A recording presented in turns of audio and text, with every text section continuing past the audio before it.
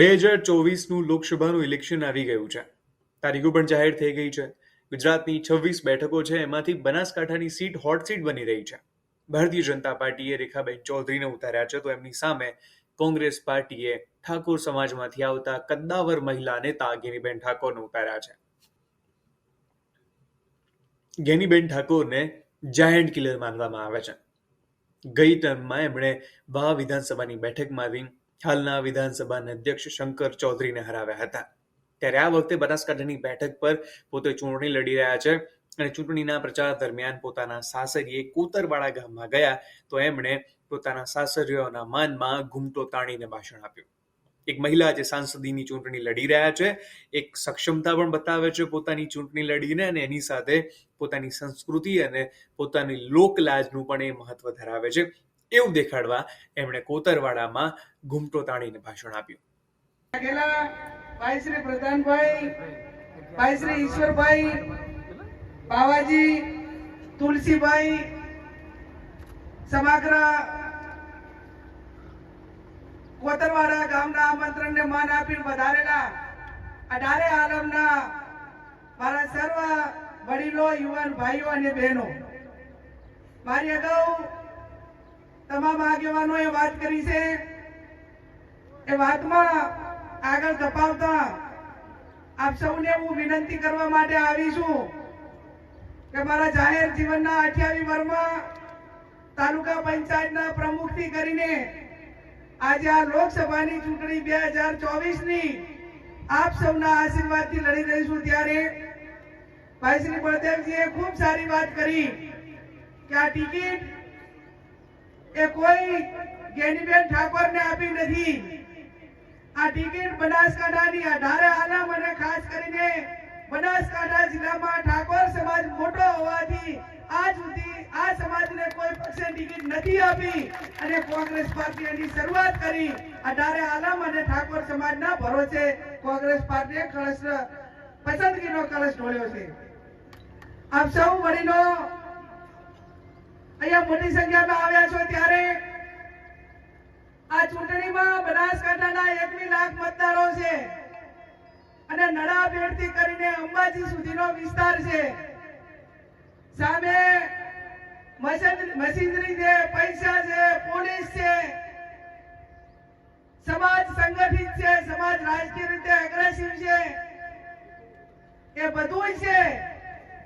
પણ તમારા પાસે કોંગ્રેસ પાર્ટી પાસે સમગ્ર બનાસકાંઠામાં વોટ બેંક મોટી છે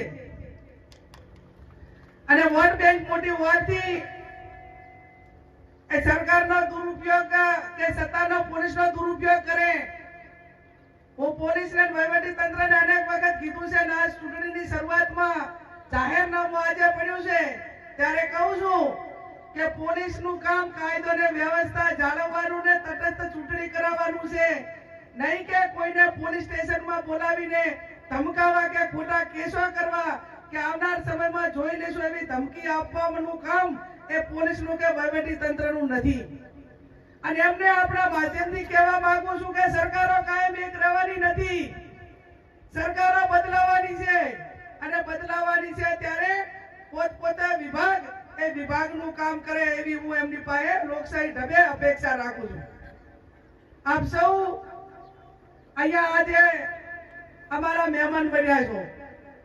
ભાઈ ગુલાબભાઈએ કીધું કે ગેનીબેન અમે તો 2 વખત તમારું મામેરું ભર્યું અને હવે આજે હું દિયોદર તાલુકા અને સમગ્ર દિયોદર તાલુકા પાસે જુવારું માંગવા આવી છું અને બાકીના જે તાલુકા છે એમની પાસે અધૂરું મામેરું પૂરું કરવા માટે આવી છું. હવે દિયોદર તાલુકા ને જુવારામાં જેટલું આટલા વર્ષમાં બાકી હોય એટલું આલોરું કાયદેસર ભાઈએ ભાગ આપવા પડે. એ અમારો વારસાઈ હક છે અને વારસાઈ હક છે ત્યારે હવે એ હકની અંદર કે પાછા નહીં રહો ને. ભાવની જનતાએ તો કુવાસી હોવા છતાં 20 વર્ષથી ત્યાં હાચવી છે.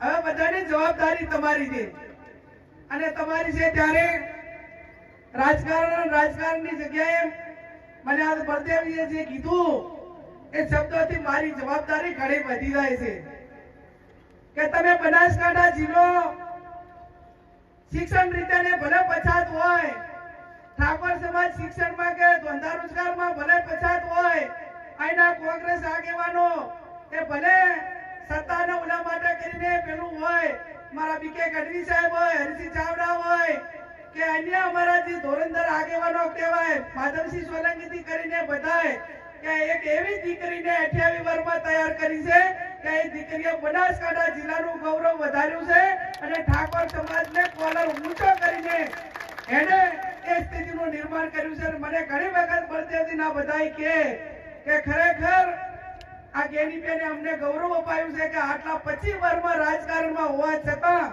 એ ચાહે વાડા પાણી હેઠ નથી આવી અને કોઈ સમાજનો ઠપકો નથી આવ્યો.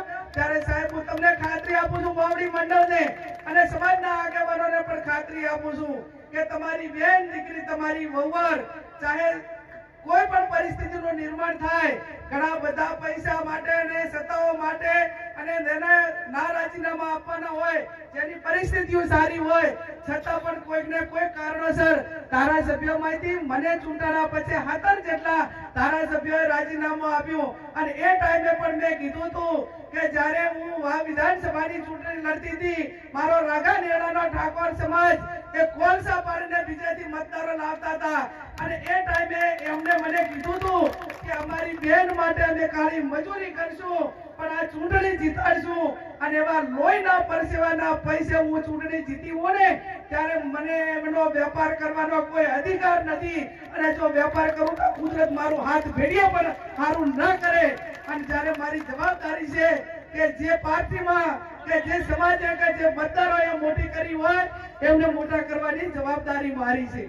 ત્યારે ફરી આપ સૌને હું ખાતરી આપું છું કે સમગ્ર ઢાળે આલમ એ ઠાકોર સમાજને ખૂબ પ્રેમ લાગણીને સ્નેહ આપે છે. આજે ઠાકોર સમાજ હોય, કોંગ્રેસના આગેવાનો હોય, આ તમે ઢાળે આલમ હોય, તમામ સમાજના વડીલો હોય, એને તમે મને મોટી કરી છે અને મોટી કરી છે એટલા માટે મોટી કરી છે કે હું ધારાસભ્ય તરીકે ચૂંટાણી હોઉં, આ કેશવજી હોય, અમરતજી હોય, દિનેશભાઈ હોય, બળદેવજી હોય, બીજા આગેવાનો હોય, આ બધાને મોટા કરવા વાળો પણ ઠાકોર સમાજ છે અને એ સમાજ જ્યારે રાજકીય રીતે અગ્રેસિવ હોય ત્યારે બીજા સમાજોને હાચવવાની જવાબદારી પણ ક્યાંક ને ક્યાંક ઠાકોર સમાજની થાય છે. ત્યારે આપ સૌ કાયમી બીજા સમાજોનું રક્ષણ કર્યું છે, એમને ક્યાંય હેરાનગતિ નથી થઈ અને એ હેરાનગતિ કોઈ પ્રકારની ઠાકોર સમાજ તરફથી નથી થઈ. એટલા માટે કરીને છેક સર્વે રિપોર્ટ હોય અને કોંગ્રેસ પાર્ટીએ લોકસભા સુધી ટિકિટ આપી હોય તો એ તમે બધાને મદદરૂપ થયા છો. એ આબરૂના કારણે આ કોંગ્રેસ પાર્ટીએ ટિકિટ આપી છે. આપ સૌને ફરી બે હાથ જોડીને વિનંતી કરું છું કે હજી મીટિંગો અલગ અલગ થશે. આજે જે સંખ્યામાં આવ્યા છે એનાથી 50 ગણી સંખ્યામાં જેતરે પાલનપુર ફોર્મ ભરવા જવાનું હોય ત્યારે ફોર્મ ભરતી વખતે સમગ્ર બનાસકાંઠા જિલ્લાના એક નારો છે કે બનાસની બેન ગેની બેન અને એ જ્યારે ફોર્મ ભરતી વખતે રિક્ષા હોય, છકડા હોય, ટ્રેક્ટર હોય, હોન્ડા હોય અને જે પણ સાધન તમારી પાસે છે એ તમામ સાધનને બેનનું ફોર્મ ભરવાનું હોય તો અહીં જેટલા છે એટલા બીજાને પણ અમે કહેશું કે દે આવો એ બેન અને આવજો. હારો રૂડો પ્રસંગ હોય ને ત્યારે આપણે હજોડે જતા હોય છે એટલે મારે મહિલાઓની સંખ્યા પણ ફોર્મ લોકસભાનું મહિલા ભરતી હોય અને 20-50% મહિલાઓ બહેનો ના હોય તો બધા પ્રસંગ પણ ના શોભે. એટલે પ્રસંગને શોભવા માટે કરીને તમે બધાય જે ફોર્મ ભરવા આવવાના છે બધાય 2 જણા આવજો અને પાછું બાકીનું થોડું જે બનવું હોય એટલા પ્રમાણમાં બરોબર છે કે હમણાં બધા રાજકીય રીતે બેન કે ઘણી વખત મને સરપંચો આ બધા કીધું તમે સરપંચને કેમ નથી લાવતા, મહિલા સરપંચ હોય તો મને એમ કે ઈ વોટ લઈને જીત્યા હોય તો ઈ આવશે. એટલે બિચારા ધમકાવવાનું ખરું પાછું પણ છતાં પુરુષ પ્રધાન દેશ છે એટલે આપ સૌ અહીંયા મોટી સંખ્યામાં ઉપસ્થિત છો. ઘણો બધો ટાઈમ થઈ ગયો છે. કેપી સાહેબ અને બધા આગેવાનોએ સૂચન કર્યું એમ ચૂંટણી સમય દરમિયાન ઠાકોર સમાજ, કોંગ્રેસના સૌ આગેવાનો, વડીલો ખૂબ સંયમ રાખે. જેને જે બોલવું હોય બોલે, પણ આપણા મોઢાથી કોઈ ખરાબ વસ્તુ ના બોલાય. હમણાં તો એક ભાજપના આગેવાન ના શબ્દ બોલવા ના બોલ્યા. મને અનેક લોકોએ કીધું, અનેક લોકોએ કીધું, તો છતાં મેં એમને એમ કીધું કે ભાઈ એમના શબ્દો એમને મુબારક. એક ભારતીય જનતા પાર્ટીના આગેવાન એમ થઈને એમ કહે કે આ તો એક કોંગ્રેસની મંત્રા છે અને ગામડે ગામડે નીકળી પડી છે. આ શબ્દ જ્યારે ભાજપના જવાબદાર આગેવાનો બોલતા હોય ત્યારે આપણે એના અમે બીજો જવાબ કાંઈ નથી આપવાનો. જવાબ એટલો જ આપવાનો છે, ચૂંટણીમાં જવાબ આપવાનો છે કે અમારી બેન દીકરી એ મંત્રા હતી, કે અમારી બેન દીકરી લોકોની સેવક હતી.